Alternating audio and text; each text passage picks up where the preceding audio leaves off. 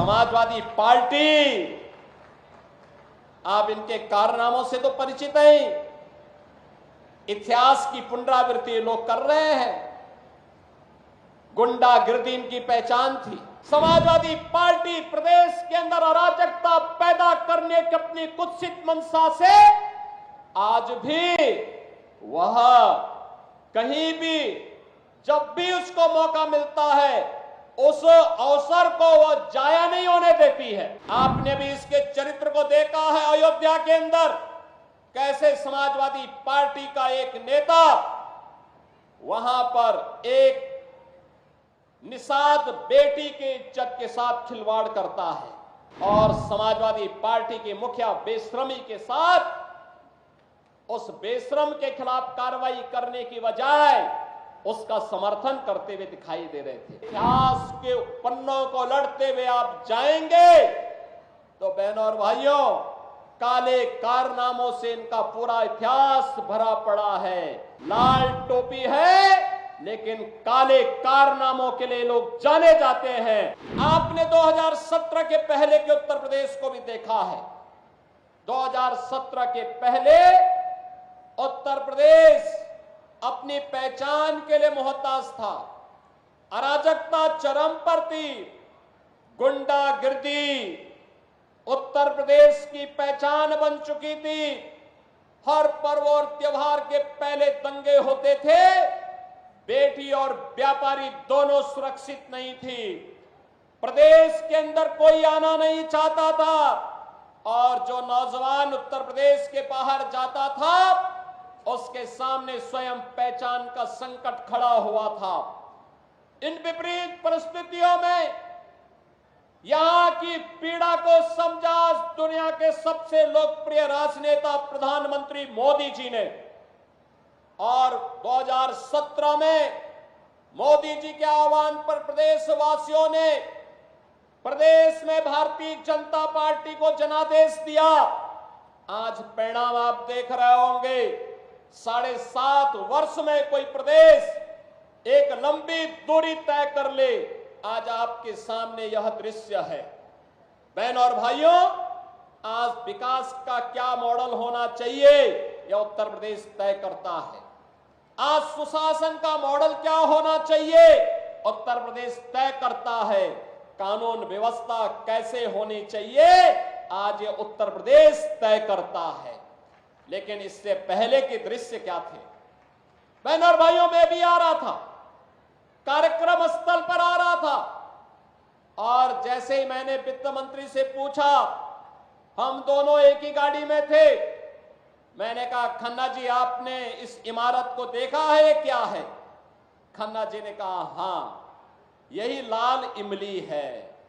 बहनों और भाइयों, कानपुर की लाल इमली जो कानपुर की पहचान बन चुकी थी, क्यों बंद हो गई?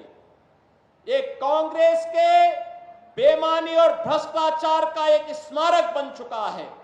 जहां यहां के नौजवानों को नौकरी और रोजगार मिलना चाहिए था, हजारों लोगों के परिवारों का पेट पलता, आज वो इनके भ्रष्टाचार का एक स्मारक बन करके चिढ़ा रहा है। लेकिन हमारी सरकार ने तय किया है लाल इमली का पुनरुद्धार करने के एक बड़े पैकेज के साथ हमारी सरकार आगे बढ़ने जा रही है। सिख यूनिट को पूरी लैंड और पुनरुद्धार के एक व्यापक पैकेज का कार्य हमारी सरकार ने आगे बढ़ाया है और यही कहने के लिए आज मैं आपके पास आया हूं। बहनों और भाइयों, इस समाजवादी पार्टी, आप इनके कारनामों से तो परिचित हैं। इतिहास की पुनरावृत्ति लोग कर रहे हैं। गुंडागिर्दी इनकी पहचान थी। अराजकता इनकी पहचान थी। बेटी और व्यापारी पर सुरक्षा पर खतरा पैदा करना इनकी पहचान थी। इनके समय में क्या क्या नहीं होता था कौन नहीं जानता है। और यहां पर इनका दिखाने वाला चेहरा एक है और अंदर कुछ और है। यह दृश्य देखना है तो सीसा मऊ की जनता को उपचुनाव का सामना करना पड़ रहा है। इसलिए क्योंकि गरीब की संपत्ति पर कैसे कब्जा किया जाता है, कैसे दंगे भड़काए जाते हैं। दंगे भी उस दिन भड़काने का साजिश होता है जिस दिन महामहिम राष्ट्रपति जो इसी माटी के सपूत हैं, वे जब कानपुर की धरती पर आए थे, उस दिन कांग्रेस समाजवादी पार्टी का विधायक इसी सीसामऊ को, कानपुर को दंगों की आग में झोंकने का साजिश रचता है। बहनों और भाइयों, आज वो अपने कृत्यों का सजा भुगत रहा है। लेकिन मैं आपसे कहने के लिए आया हूं, आपने जनादेश 5 वर्ष का दिया था, लेकिन आपको उपचुनाव का सामना करना पड़ रहा है। यहां का विकास बाधित हुआ है। समाजवादी पार्टी प्रदेश के अंदर अराजकता पैदा करने की अपनी कुत्सित मंशा से आज भी वह कहीं भी जब भी उसको मौका मिलता है, उस अवसर को वह जाया नहीं होने देती है। आपने भी इसके चरित्र को देखा है अयोध्या के अंदर, कैसे समाजवादी पार्टी का एक नेता वहां पर एक निषाद बेटी के इज्जत के साथ खिलवाड़ करता है और समाजवादी पार्टी के मुखिया बेशर्मी के साथ उस बेशरम के खिलाफ कार्रवाई करने की बजाय उसका समर्थन करते हुए दिखाई दे रहे थे। आपने इनका दूसरा दृश्य लखनऊ में देखा, एक बेटी अपने पिता के साथ मोटरसाइकिल से चल रही है, अचानक बरसात होती है, पानी भरता है और इनके गुंडे सड़क पर किस तरीके से इस बेटी को गिराने का कार्य करते हैं। और तभी मैंने कहा था, जब इनके एक नेता ने सदन में कहा कि सद्भावना ट्रेन चलानी चाहिए, हमने कहा सद्भावना ट्रेन इनके लिए नहीं, इनके लिए बुलेट ट्रेन चलेगी, बुलेट ट्रेन। बहनों और भाइयों, इनका तीसरा मॉडल देखना है तो कन्नौज में देखिए, ये नवाब ब्रांड कांग्रेस इसी समाजवादी पार्टी की पहचान है। ये समाजवादी पार्टी की पहचान है, कैसे अनैतिक तरीके से अर्जित की गई संपत्ति और उस संपत्ति के माध्यम से कैसे बेटियों की इज्जत के साथ बड़ी बेशर्मी के साथ ये लोग खिलवाड़ करते हैं। ये तीसरा दृश्य आपने कन्नौज का देखा है। और बाकी तो अगर इनके इतिहास के पन्नों को लड़ते हुए आप जाएंगे तो बहनों और भाइयों, काले कारनामों से इनका पूरा इतिहास भरा पड़ा है। लाल टोपी है लेकिन काले कारनामों के लिए लोग जाने जाते हैं और इसीलिए मैं आपको एहसास कराने के लिए आया हूं, इस सीसामऊ को सीसामऊ ही बने रहने दीजिए। मां गंगा की पवित्र धारा के आगोश में आकर के इसे हमें कानपुर के एक विकसित रूप को एक मॉडल रूप में से प्रस्तुत करना है। और आज उन्हीं की सौगात लेकर के मैं आपके पास आया हूं आपसे कहने के लिए। बहनों और भाइयों, एक तरफ नौजवानों के सशक्तिकरण के लिए टैबलेट और स्मार्टफोन वितरित हो रहे हैं। हमारा युवा भी तो दुनिया के पास जाएगा दिखाने के लिए कि हां, मैं योग्य हूं, सर्वोत्तम मैं करके दिखा सकता हूं, भारत के विकास में मैं भी योगदान दे सकता हूं। और हमने उत्तर प्रदेश के अंदर पिछले 7-7.5 वर्ष में जो किया, आपके द्वारा चुने गए जनप्रतिनिधियों के सहयोग से, आपके आशीर्वाद से, प्रधानमंत्री मोदी जी के नेतृत्व और मार्गदर्शन में, उसके परिणाम आज हम सबके सामने हैं। आज आपने देखा होगा 6.5 लाख नौजवान सरकारी नौकरी प्राप्त करता है, किसी को सिफारिश कराने की नौबत नहीं आती, किसी को कहीं कोई घूसखोरी की नौबत कहने की शिकायत नहीं होती। और अगर किसी ने दुस्साहस किया तो उसको हम वहीं से उठा करके सीधे जेल की शिकंजों के अंदर डालते हैं और कहते हैं जो युवाओं के भविष्य के साथ खिलवाड़ करेगा उसकी जगह जेल होगी। और जेल ही नहीं, बल्कि बाप दादों की जो पुरखों की जमीन है उसको भी जब्त करके फिर गरीबों में बंटवाने का काम भी कर रहे हैं। ऐसे लोगों के खिलाफ सख्त कार्रवाई हो रही है।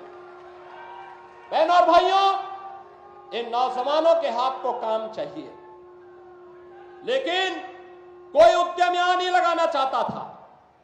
आज आप देख रहे होंगे, आपके इसी कानपुर की माटी के लाल आज उत्तर प्रदेश विधानसभा के अध्यक्ष हैं और सतीश महाना जी आज अध्यक्ष हैं, लेकिन 17 से 22 तक उत्तर प्रदेश के औद्योगिक विकास विभाग के मंत्री थे।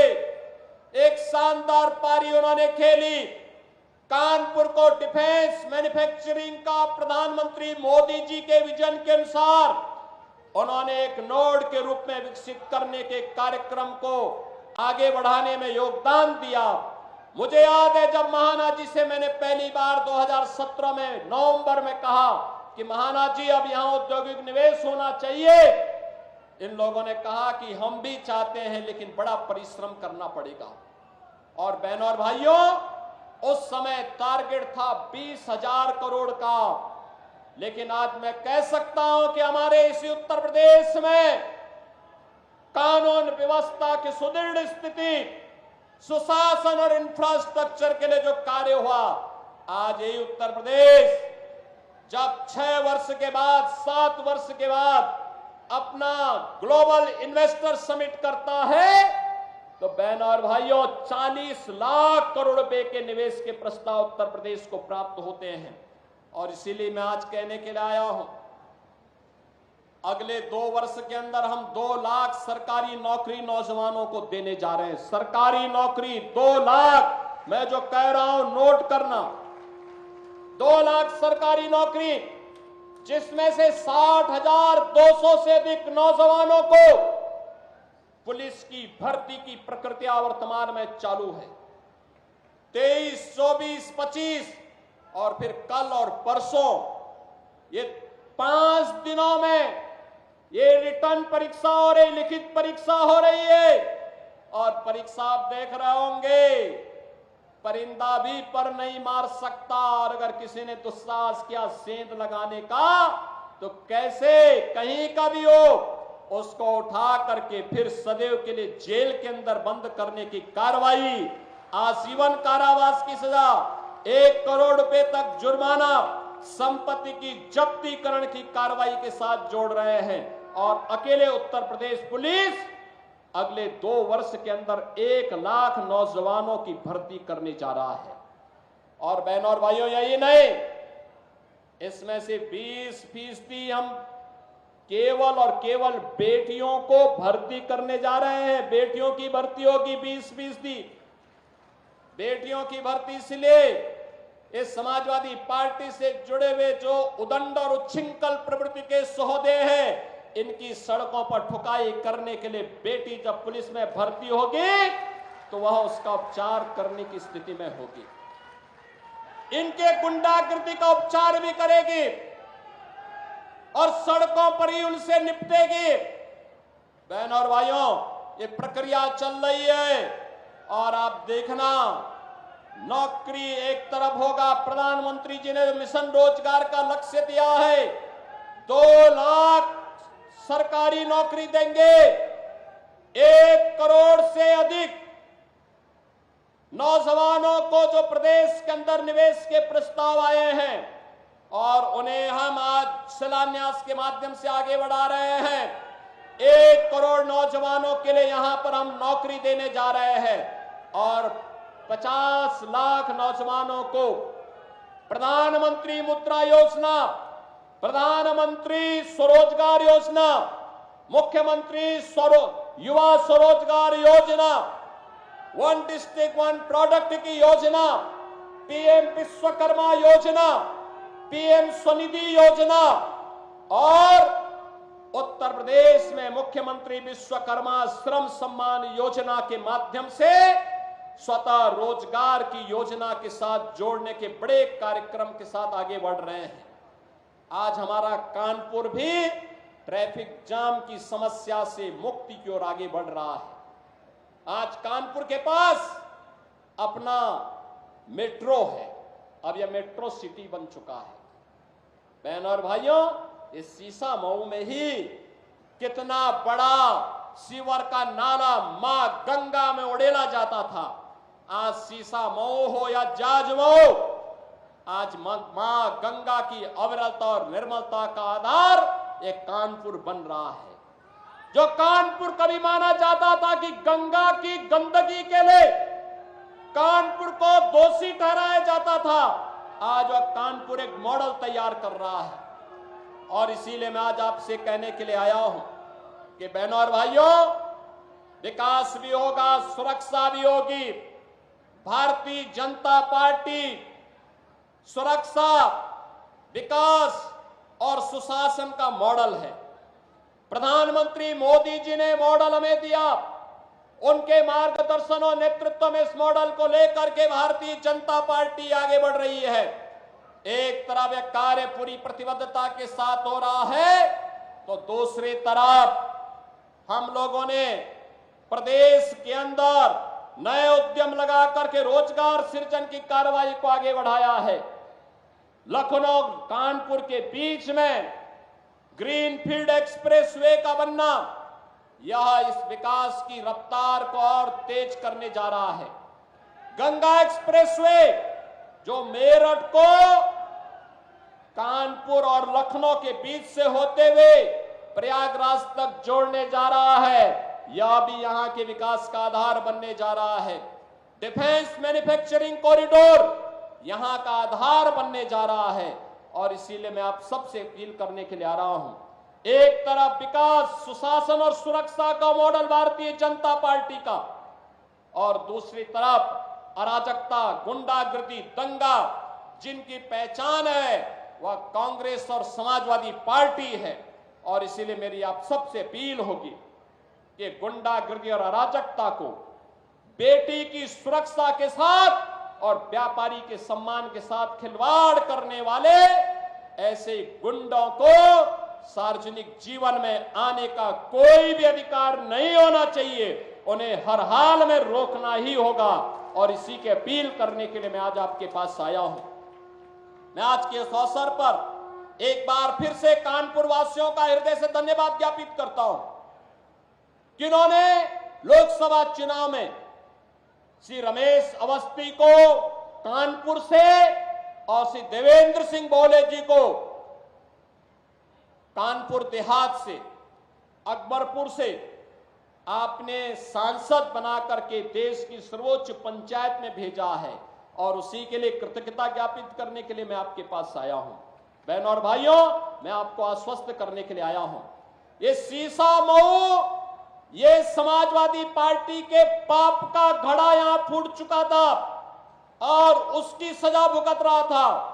उससे मुक्ति करने के लिए आज ये मंच आपके पास आया, आपसे कहने के लिए विकास की जितनी भी योजनाएं यहां के संगठन ने खन्ना जी के नेतृत्व में जो मेरे पास दी हैं, उन सभी योजनाओं को हमने स्वीकृति दी है। आज उसका शिलान्यास भी हो रहा है।